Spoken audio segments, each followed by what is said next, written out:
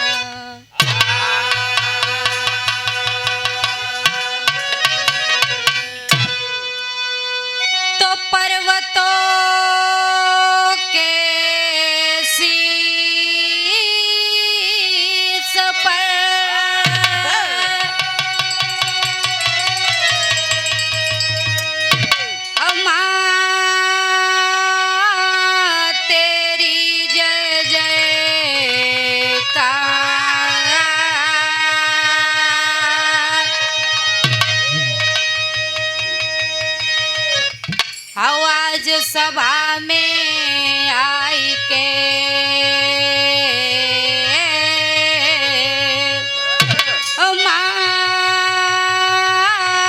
रखिलो लाज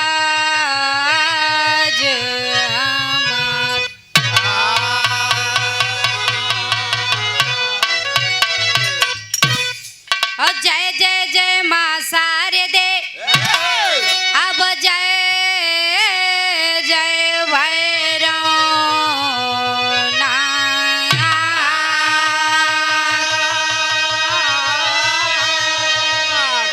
जय जय जय बजरंग बली, तो जय जय दीनानाथ।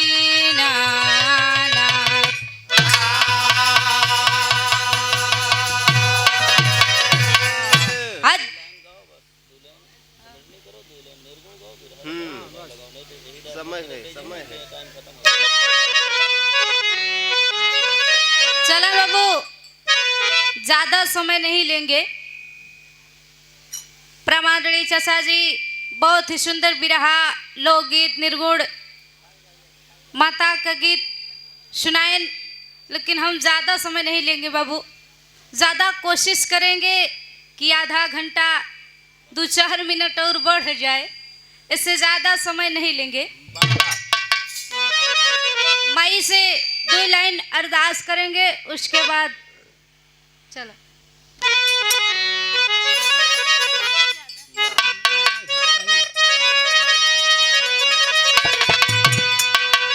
ये बिटिया माई से विनती करेला, हे मैया, हे माई, तू हर एक भक्त के बिगड़ी बनावेलू मैया। आज बिटिया तोहरा दरबारी में तुझसे विनती करेला माई, बिटिया के आके विनती सुन ला माई। अर्जी ओनाला कहत बा कि अपने बीड़ा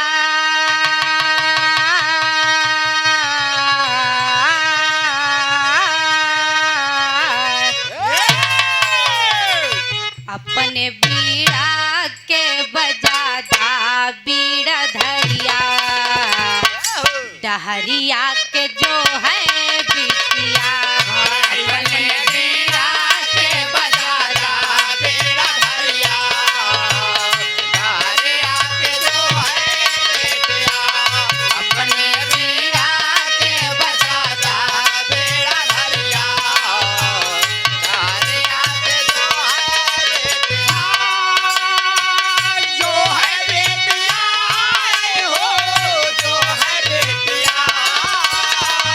जो है बिटिया हो जो है बेटिया अपने बेड़ा के बजाता बेड़ा धरिया डहरिया के जो है बिटिया अपने बेड़ा के बजाता बेड़ा धरिया डहरिया के जो है बेटिया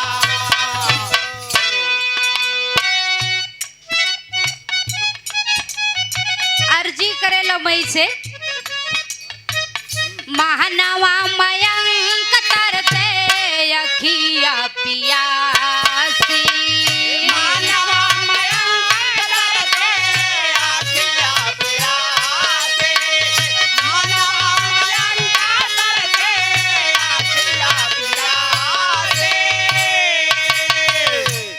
बड़ा ही सुंदर पुरस्कार बड़का भैया श्री सुरेंद्र यादव भैया जी की ओर से ये सुंदर सा पुष्पहार और 51 रुपया का पुरस्कार भैया जी के बहुत बहुत प्रणाम। भैया जी निमंत्रण दिलन उनका आदेश रहे यही लिए आधा घंटा चले हमारा नंबर लग गया।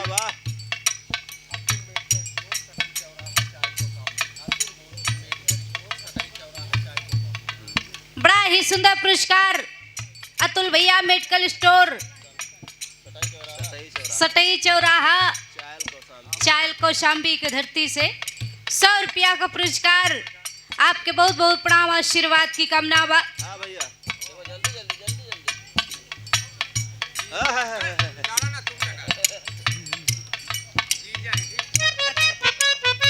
बहुत ही सुंदर पुरस्कार आप बड़का भैया जी के जीजा श्री की तरफ से श्री भोला सिंह यादव शेरपुर के धरती से आप जी की तरफ से बड़ा ही सुंदर पुष्पहार और 501 रुपया का पुरस्कार बा।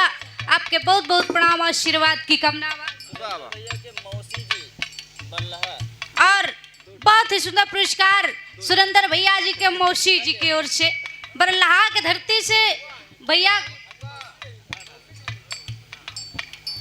हुआ है अच्छा भैया जी के बुआ तो हमरो बुआ हाँ बुआ जी की ओर से 51 रुपया का पुरस्कार बहुत बहुत प्रणाम आशीर्वाद की कामना बस सभी लोगन के एक स्वर में हमारा प्रणाम बा। आखिया प्यासे हो आखिया प्यासे मानवा मयंक तरते आखिया प्यासे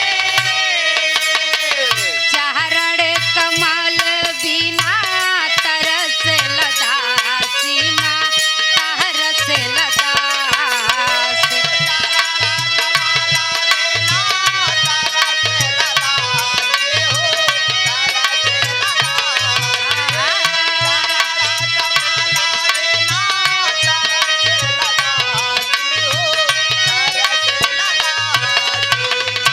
तो मैया कई के या वहंसा के सवरिया तो मैया कई के या वहंसा के सवरिया डहरिया के जो है बिटिया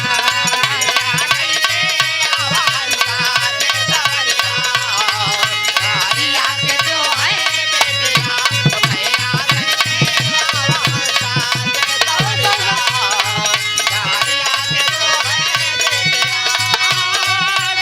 जय हो बड़ी जय हो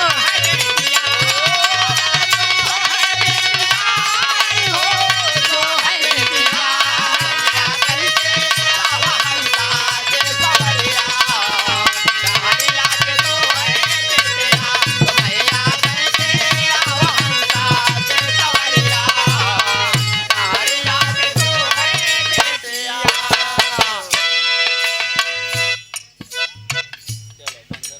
सुनाए बाबू वंदना समाप्त लास्ट में बिटिया गुरु घराने का परिचय बताओ बा कौने खानदान से बिटिया गीत गवेली। वाह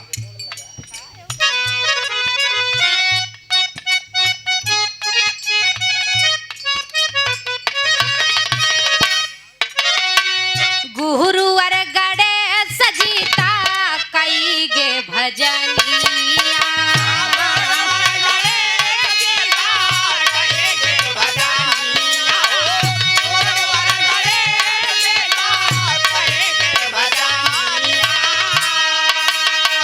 कह भी राम सूरत पूजे तुम्हार चरनिया माँ तुम्हार चरण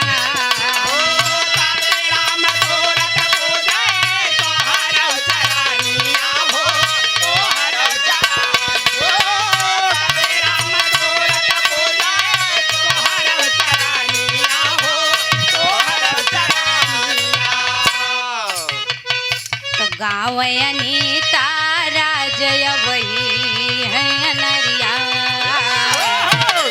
गावयनी तारा जय वही है नरिया डहरिया के जो है बिटिया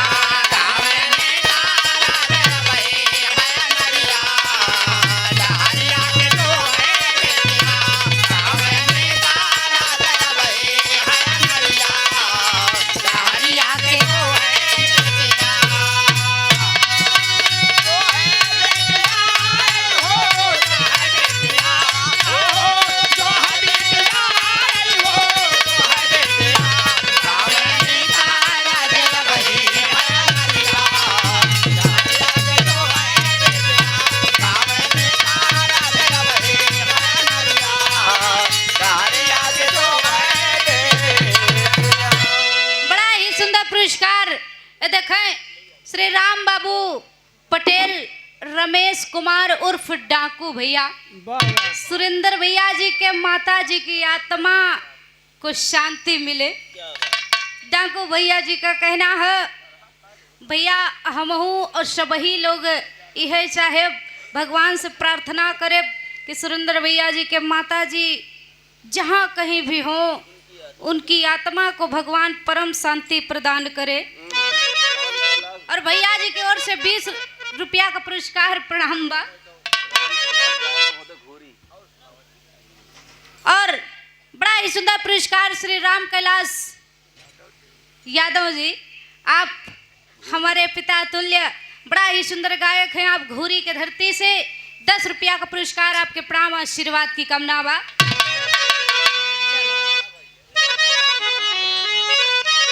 चला बाबू मई के वंदना संपन्न एक लाइन निर्गुण ओकरे बाद एक छोट से बिरहा रख ओके बाद हमार नंबर समाप्त हो। कहना बा अरे अकेले पड़ी जाना इस दुनिया में बाबू अकेले आया है अकेले जाए के बा। भैया जी के माता जी आज से 13 दिन पहले उनकर नंबर रहे, पिया परम पिता परमात्मा उनके अपने पास बुला ले गए। माने रोज न रोज हर पल कोई न कोई का चिट्ठी पाती आवत बा, उनके बुलावल जात बा। सबके एक न एक दिन जाए के बा। यही लिए कहना है अरे अकेले पड़ी जाना चली ना बहाना अकेले पड़ी जाना चलना बहाना अकेले पड़ी जाना चलना बहाना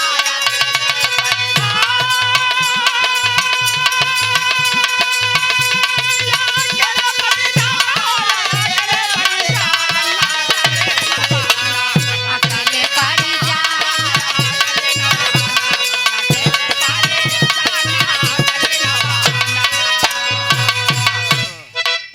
हेली मेली संग की सहेली छूट गई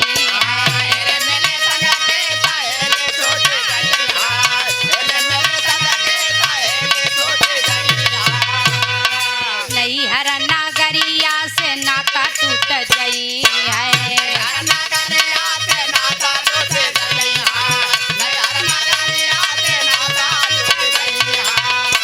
अब जौने दिन बालम के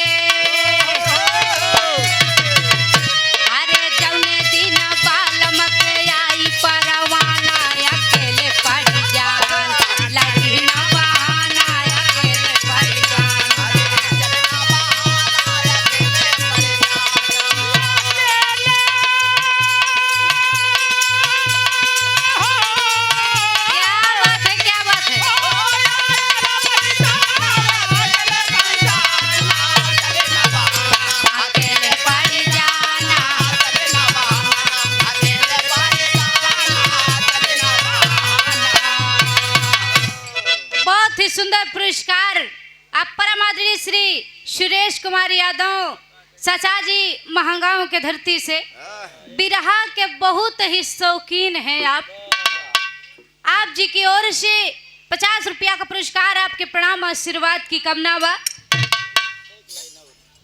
एक लाइन और कैस, ज्यादा टाइम नहीं बा, ज्यादा समझौबे माँ कैस तमाम लोग आए हैं, सबही के नंबर धीरे धीरे लागे के चाहिए।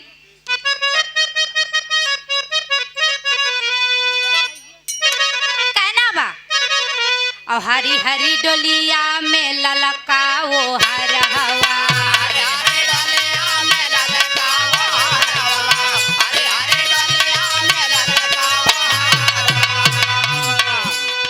रची रची करी है सखी सोरहा सिंगार हवा,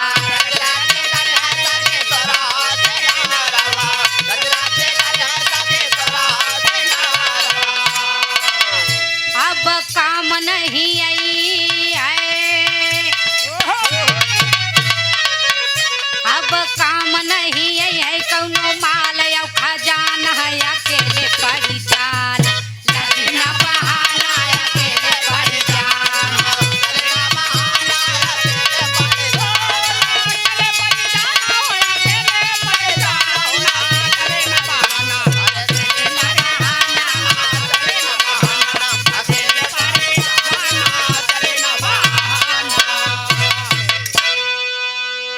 निर्गुण समाप्त।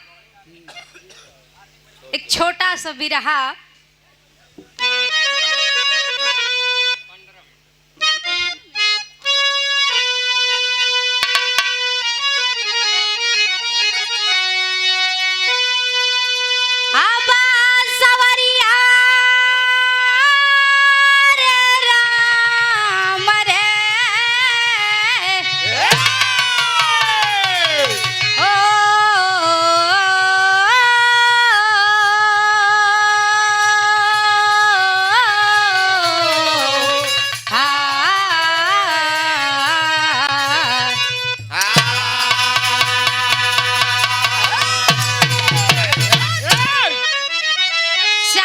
भूमिका में कहना वो मास्टर,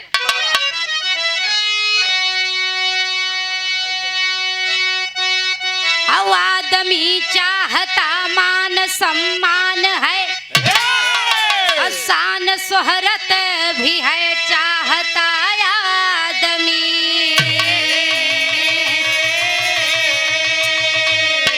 आदमी धंधरा धाम सब चाहता, मान सम्मान है, चाहता आदमी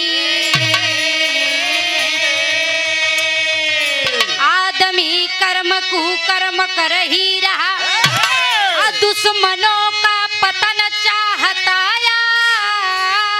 आदमी।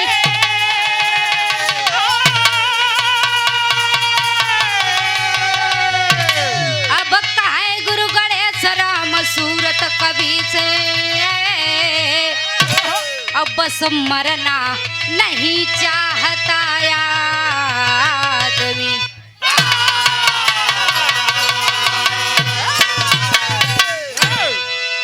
भैया बुरा मत मनिहा, कैसे दुनिया के बात बा, आदमी इंसान सब कुछ चाहत बा, हर सुख सुविधा हर शोहरत चाहत बा, मान सम्मान धन दौलत रुपया पैसा नाती पोता माल खजाना सब कुछ चाहत बा।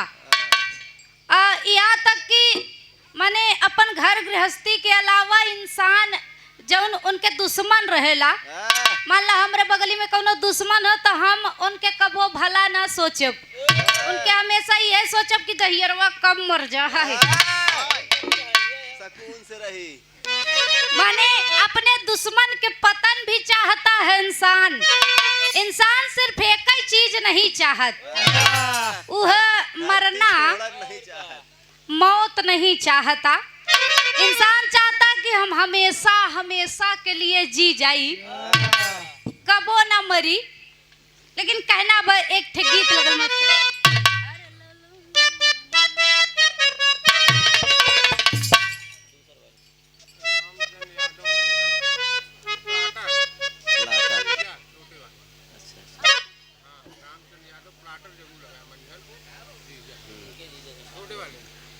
सुंदर पुरस्कार श्री रामचंद्र यादव प्लाटर आप प्लाटर आप हमारे सुरेंद्र भैया जी के छोटे वाले जीजा जी जीजा और साले का प्यार बड़ा ही निर्मल होता है। मंझनपुर के धरती से 100 रुपया का पुरस्कार आपके प्रणाम और आशीर्वाद की कामना बा। बने रहे साथ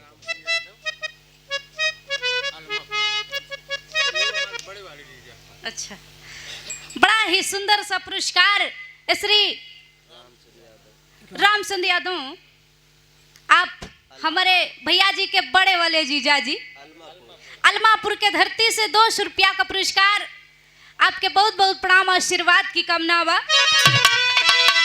कहना बा अरे पिया जिसको चाहे अब पिया जिसको चाहे सुहागन वही है। पिया जिसको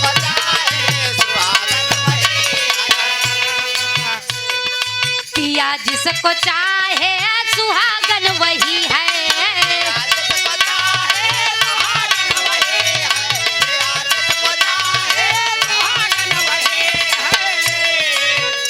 अब बिरह में जले जो अभागन वही है।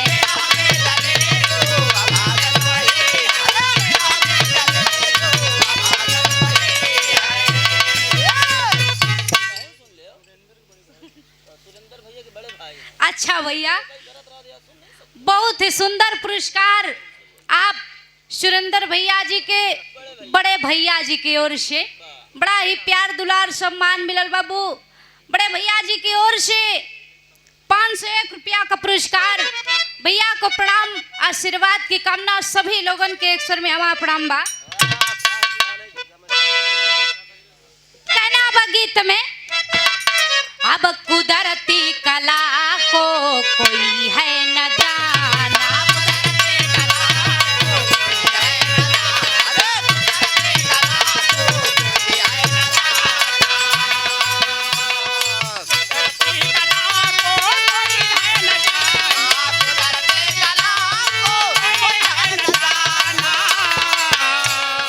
फरा सो झला जो फरा सो बुतारा। क्या बात है?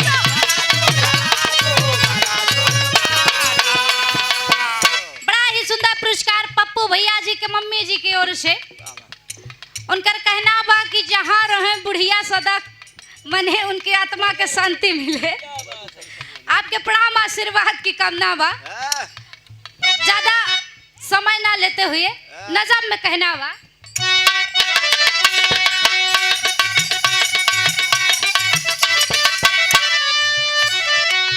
लारा लारा लारा लारा लारा ला ला ला ला ला काहे बसुराज एक दिन नारद बसुराज पास आए हैं मलिहीन मन से कुशल क्षेम सब बताए हैं।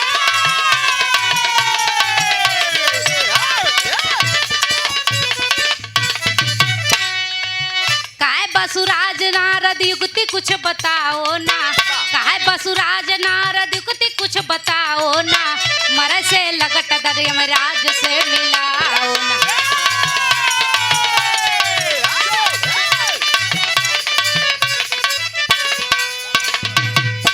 एक दिन के बाद बाबू नारद जी बीड़ा सितार टेरते हुए महाराज बसुराज जी के पास पहुंचे।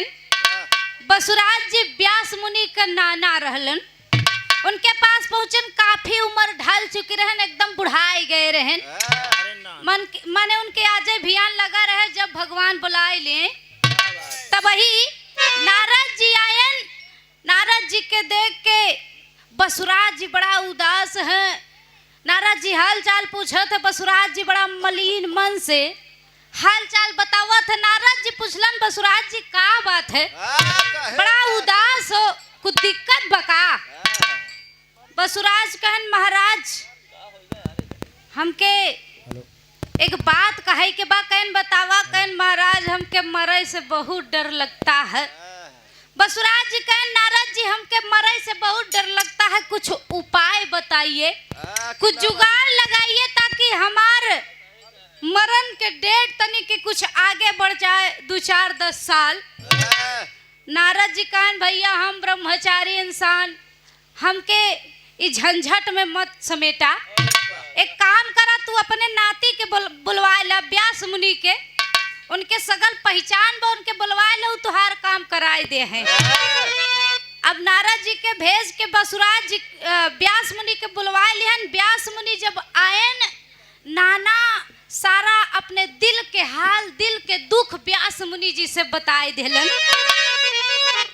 यादव मेडिकल स्टोर तिलापुर मोड़। बड़ा ही सुंदर पुरस्कार देखें, यादव मेडिकल स्टोर तिल्हापुर मोड़ के धरती से सुरेंद्र भैया जी के साले जी की तरफ से, भैया की तरफ से 50 रुपया का पुरस्कार, भैया के प्रणाम आशीर्वाद की कामना बा। कहना एक गीत लगल,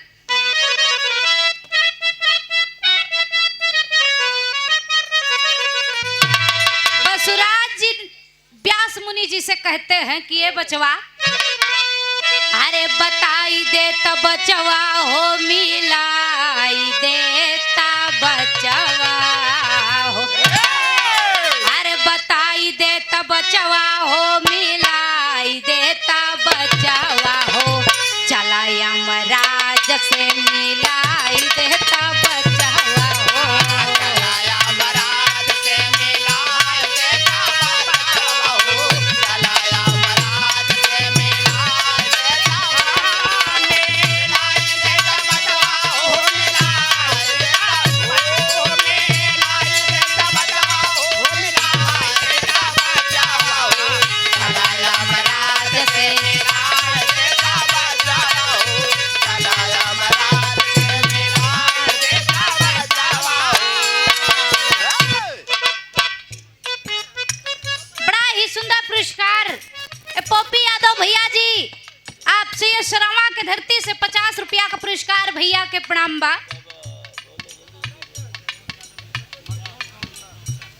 और श्री मंतोष सोनकर भैया जी की ओर से कूड़ापुर के धरती से 20 रुपया का पुरस्कार, भैया के प्रणाम बा। नौटंकी के मैनेजर हैं आप, बाबा बिरहा के ठेकेदार।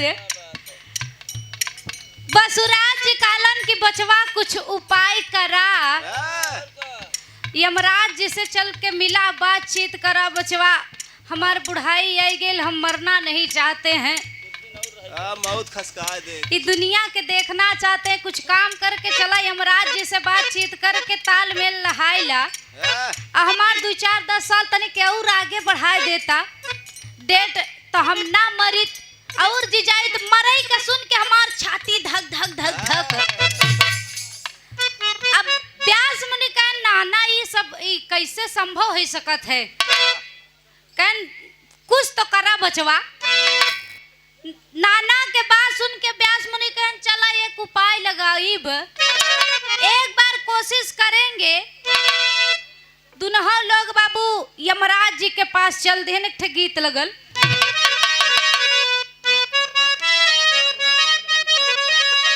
ये तर्जबा, अरे बाबा चोरी हो गए, बाबा चोरी हो गए रात में न दुनिया,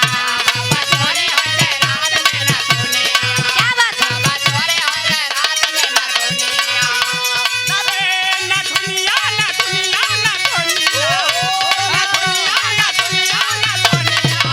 बाबा चोरी हो गए,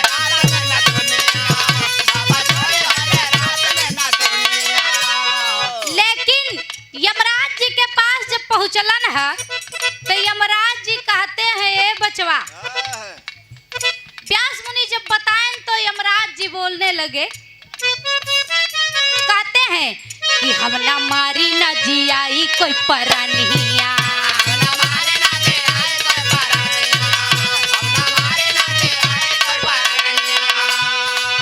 बोले व्यास मुनि से यमराजा बचनिया, बोले व्यास मुनि से यमराजा बचनिया, हम ना मारी ना जियाई कोई परानिया,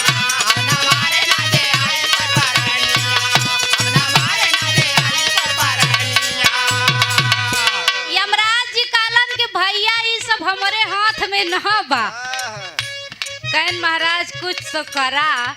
हम सुन लिए कि सब कुछ आप ही के हाथ में बा। आप ही जिसे चाहते हैं मार लेते हैं, जिसे चाहते हैं जिला देते हैं। हाँ, महाराज हमार नाना मरई से बहुत डरात, महाराज इनके बचाएला। क्या बात। कम से कम 10 साल इनके बचाएला। कहन भैया आप बात को समझिए, हम इस सब हमारे हाथ में ना बा। हम न मारई के मालिक न जियावई के मालिक। कहन तो आपके हाथ में कहा बा तो बताते हैं। कहन जेला रहुए हम करी ले रखवारिया।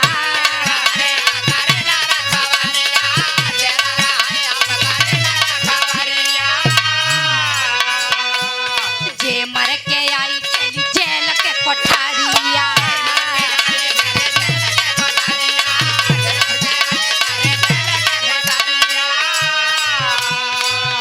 ईता मृत्यु देवा की बकार सनिया। ईता मृत्यु देवा की बकार सनिया। हम न मारी न जियाई कोई परनिया।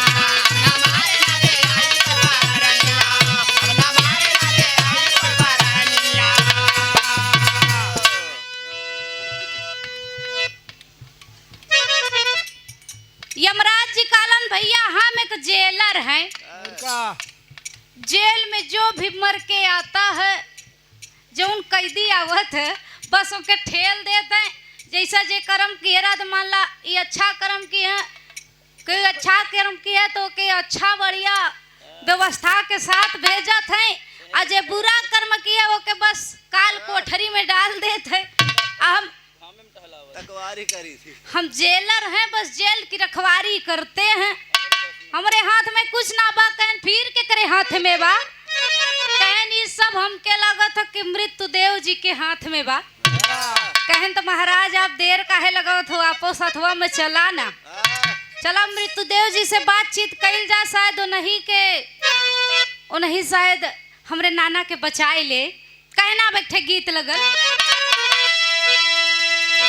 बड़ा ही सुंदर पुरस्कार RS टेंट हाउस चायल खास प्रोप्राइटर राम सुचित हमारे नाना जी।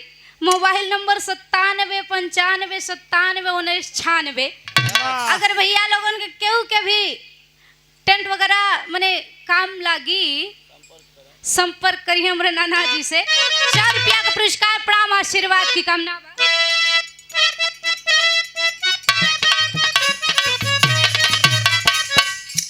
यही गीत बा। अरे सरसों के फूल फुलाइल वल मध के गाड़ी घरे चले आई।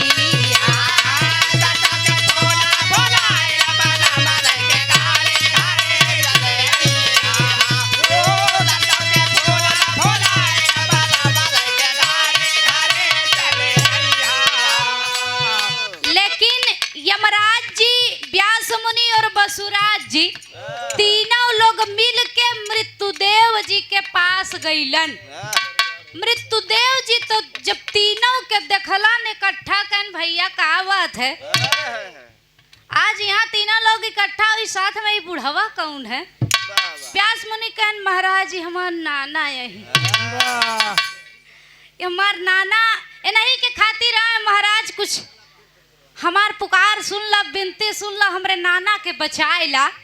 कहन भैया का बात है? कहन महाराज हमार नाना मरे से बहुत डरात है और उनकर मृत्यु नजदीक ही होई, एलिए आपके पास आए हैं कि हमरे नाना के बचा ला, उनके मृत्यु के जो डेट हो वो के तनी के आगे बढ़ाए दा। तब मृत्यु देव जी कहते हैं अरे गलत जगह चले अइला, यहाँ लगे मृत्यु देव समझा।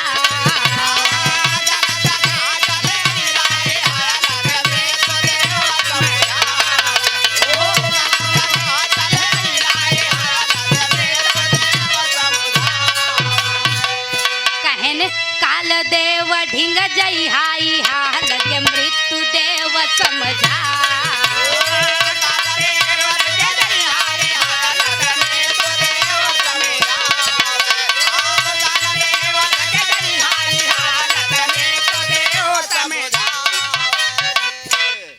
सुंदर पुरस्कार श्री बॉबी यादव भैया जी सैयद सरावा के धरती से 50 रुपया का पुरस्कार भैया के प्रणाम आशीर्वाद की कामना बा।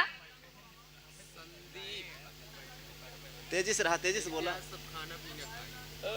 कारीगर अच्छा, कारीगर है। बड़ा ही सुंदर पुरस्कार आप संदीप भैया कारीगर शेरपुर के धरती से भैया जी के दीदी के देवर हैं, देवर भी और कारीगर भी हैं। 1 से 1 रुपया का पुरस्कार भैया के प्रणाम आशीर्वाद की कामना बा। खाना खाएं बहुत बढ़िया बना रहा।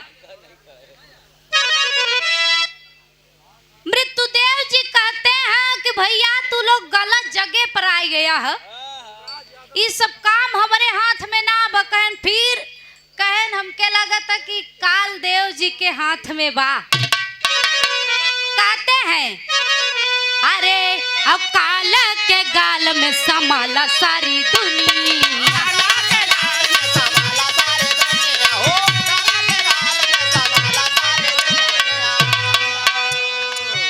अब वो नहीं सजा के सुनैया कहानी।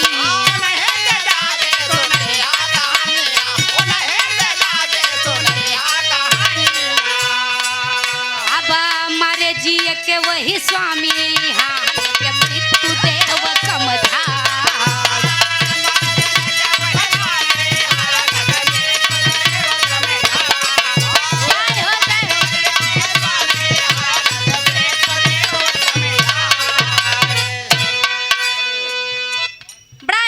पुरस्कार श्री बलराज यादव समदा के धरती से 10 रुपया का पुरस्कार भैया के प्रणाम बा। मृत्युदेव कहते हैं कि काल के गाल में दुनिया समा जाती है। हमके लागत है कि काल देव जी के हाथ में सब कुछ बा, वो नहीं मारते हैं वो नहीं जिलाते हैं। तो भैया एक काम करा, आप लोग काल देव जी के पास जाओ, उन्हीं से मिला। तब व्यास मुनि कहन महाराज तो आपो चले चला सथवा में। अब व्यास मुनि जब कहलन तो काल मृत्युदेव जी भी साथ में चल दिहलन। वही 4 लोग हो गइलन, मृत्युदेव, यमराज जी, व्यास मुनि, बसुराज जी, चारों लोग गइलन है। तो कहना बा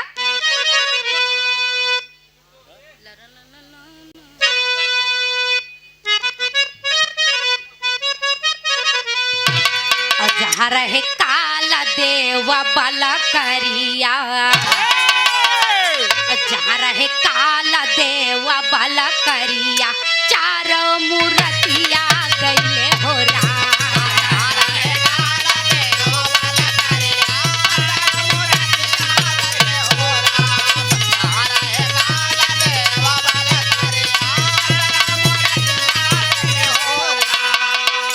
बड़ा ही सुंदर पुरस्कार श्री बलराज यादव भैया एवं समदा के धरती से 10 रुपया का पुरस्कार भैया के प्रणाम बा।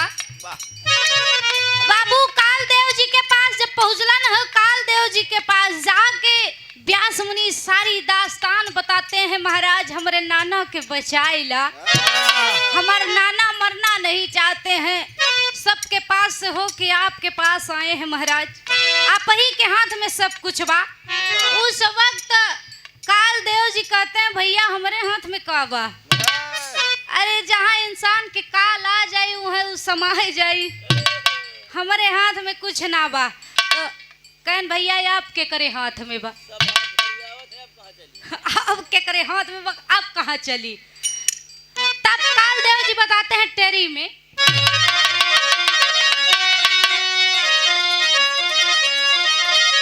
अरे सैतिया के उके टारे नाटरी, अब सैतिया के उके टारे नाटरी, त निश्चित ब्रह्मदेव करते सबकी मौतिया, यार मौतिया मौतिया हो काल देव जी कालन ब्रह्मा जी के हाथ में सब कुछ बा।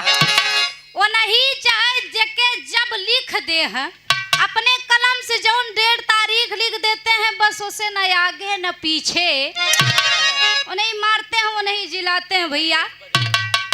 आप लोगों नहीं के पास जाए तब व्यास मुनि बसुराज जी कहन बचवा ही नहू के सथवा में बुलाए चला।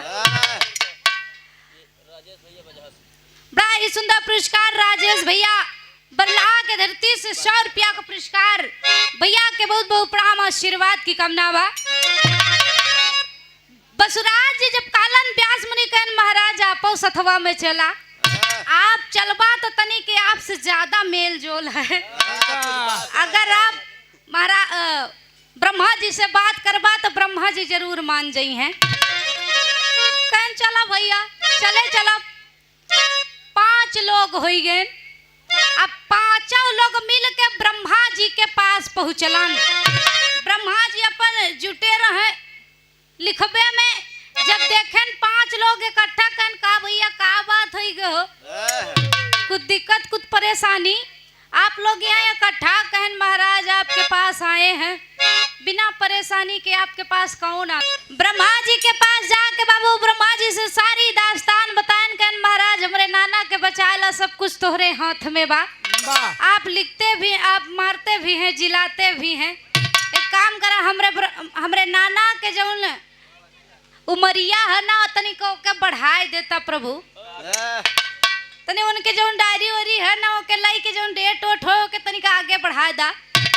ब्रह्मा जी कहन भैया हमरे हाथ में नहीं है। कहन फिर के हाथ में बा।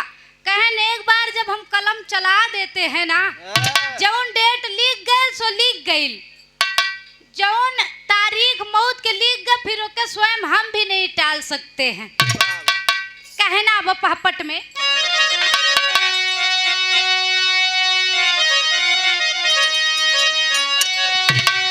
मृत्यु संभव लिखा ऊपर के पन्ना नन्ना खुश भइले, तो मृत्यु संभव लिखा ऊपर के पन्ना नन्ना खुश भइले। अब मालूम होता पूरी होई तमन्ना नन्ना खुश भइले।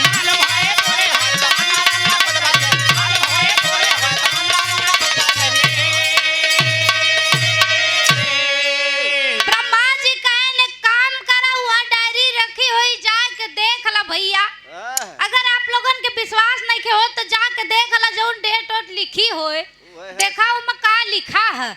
व्यास मुनि जाय के डायरी उठौलन है नाना वाली, और जब पहला पन्ना खोलला ना, पहिलके पन्नवा में लिखा रहे मौत वाली कि माने बसुराज के मृत्यु असंभव बा। जब इतनी बतिया पढ़ते हैं व्यास मुनि बसुराज जी सुनलन कि एकदम खुशी में उछला ही लागे, नाचा ही लागे। रे बेटवा जौन चाहत रहेन उ तो होइगा।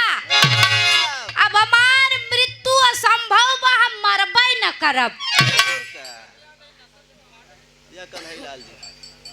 बड़ा ही सुंदर पुरस्कार आप महान गायिका सुषमा प्रयाग जी के कवि जी श्री कन्हैयालाल कवि जी की तरफ से जानकीपुर के धरती से 20 रुपया का पुरस्कार प्रणाम आशीर्वाद की कामना बा। नाना नाच रहे हैं, व्यास मुनि कहन अरे रुक जा नाना तनिका अगवा पढ़ ले का लिखा है, और से बाकी है एमा और कुछ लिखा है। कहन अरे बेटवा अब का लिखा होई, बस हमरे जीवन के विषय में कुछ लिखा होई। अब में असंभव तो असंभव और का। व्यास मुनि पढ़ रहे हैं, बसुराज जी नाच रहे हैं। व्यास मुनि पढ़ला नगवा का लिखा रहे मास्टर आल्हा में,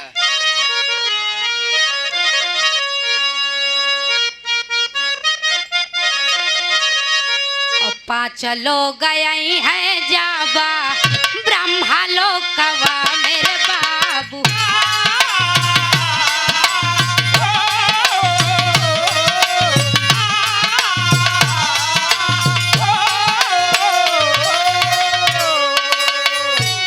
बसुराज के मौतिया के विधा,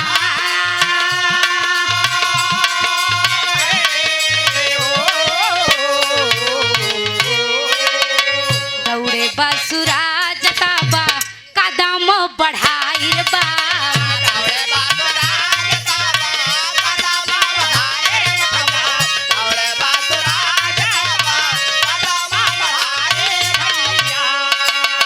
लागी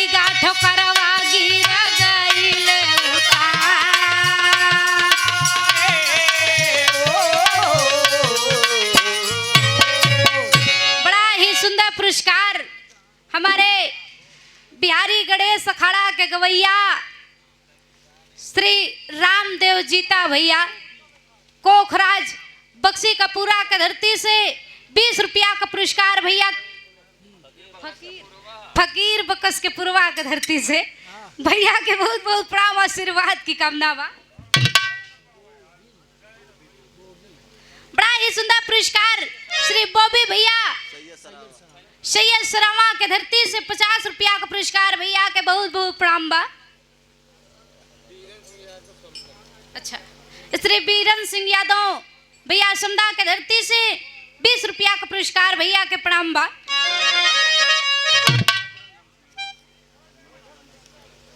और श्री उमा चरण भैया धमसेड़ा के धरती से 10 रुपया का पुरस्कार भैया के प्रणाम बा।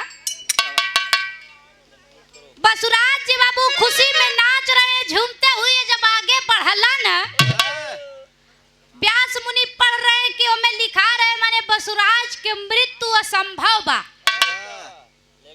लेकिन अगर माने बसुराज के मृत्यु तब संभव हुई जबकि ब्रह्मलोक में 5 लोग इकट्ठा आए जाई हैं। 5 जने बसुराज सहित 5 लोग जब आई हैं तब ही बसुराज के मृत्यु संभव बा। अजय तनी बतिया सुनलन बसुराज जी गिने लागे 1 2 3 4 5। अरे बाप रे कहन हम खुदा अपन मौत के यहाँ बुलाए लाए। सोचा लागन कि हम यहाँ से कितना जल्दी भाग जाई अकेले।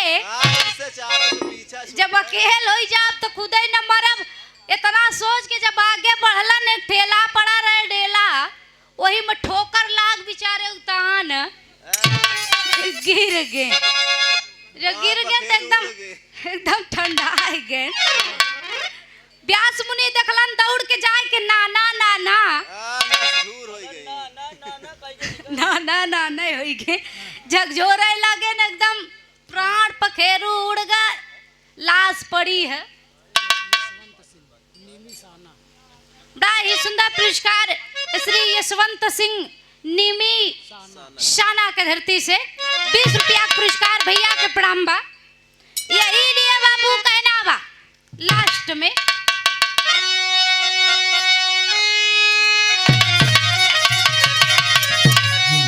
बजे कर जहाँ जैसन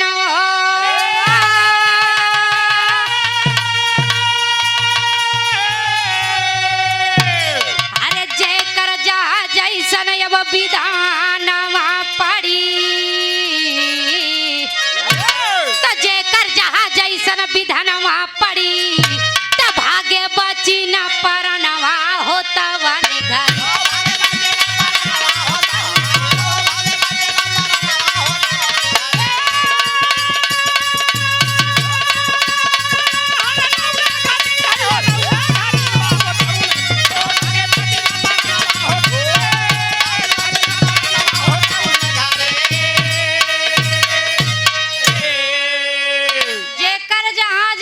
विधनवा पड़ी जेके जहे माँ बाबू लिखा है वही मजाई चाहे जितना सोचे कि हम वहाँ ना जाब तो मरबे न करब वहाँ जाई जरूर।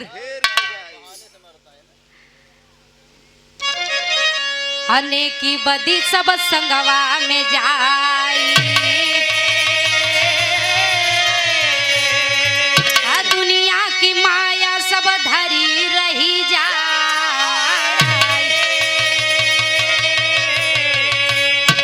अब साथी से घाती कोई कुछ ना करी आगे बची न परनवा होता वाले घर।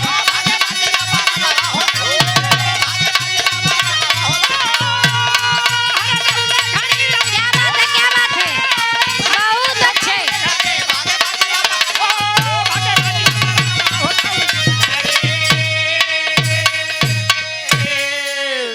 हमार समाप्त बा बाबू।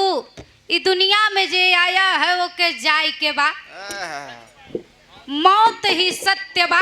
ई गीत के शीर्षक यह रहल कि मौत ही सत्य बा। मौत को कोई झुठला नहीं सकता बाबू। बहुत आयन झुठलावे वाले चलेंगे, लेकिन मौत के झुठला नहीं सकते। अब गुरु बिहारी गुरु गणेश गुरु जी ताकी बलियारी, कथन करे कबीरा मसूरत बिरहा के बने पुजारी।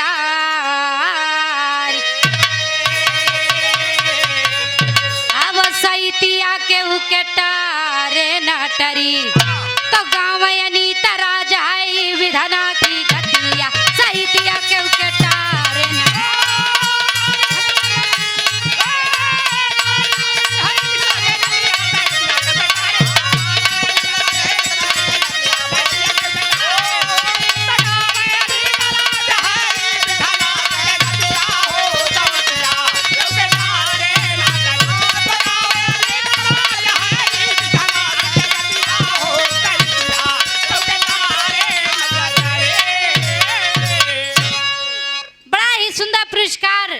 श्री बॉबी यादव भैया जी की ओर से, हाँ तो वही तो बोली, बॉबी यादव भैया जी की ओर से सैयद श्रवा के धरती से बड़का भैया सुरेंद्र यादव को भांजा है भैया जी की ओर से 50 रुपया का पुरस्कार भैया के प्रणाम बा। बलराज यादव और श्री बलराज यादव भैया की तरफ से 10 रुपया का पुरस्कार भैया के बहुत बहुत प्रणाम बा। बड़ा ही सुंदर पुरस्कार श्री मनरखन भैया जी की ओर से 50 रुपया का पुरस्कार भैया के प्रणाम बा। तीरथ गौतम और श्री तीरथ गौतम चचा जी की ओर से निम्बी शाना के धरती से 100 रुपया का पुरस्कार प्रणाम आशीर्वाद की कामना बा। गीत हमारे समाप्त। अब सुषमा जी गई हैं। अब भैया देखा हमके नहीं मालूम है जिनके नंबर हो गई। अरे हम मुझे प्यार की जिंदगी देने वाले, मुझे प्यार की जिंदगी देने वाले, मुझे प्यार की जिंदगी देने वाले, कभी गम न देना, कभी गम न देना, खुशी देने वाले, मुझे प्यार की जिंदगी देने वाले, मुझे प्यार की जिंदगी देने वाले, मुझे प्यार की जिंदगी देने वाले, कभी गम न देना, कभी गम न देना, खुशी देने वाले, मुझे प्यार की जिंदगी देने वाले, मुझे प्यार की जिंदगी देने वाले। बड़ा सुंदर पुरस्कार श्री बलराज यादव भैया जी की ओर से 10 रुपया का पुरस्कार भैया के प्रणाम। हमारा नंबर समाप्त हुआ भैया।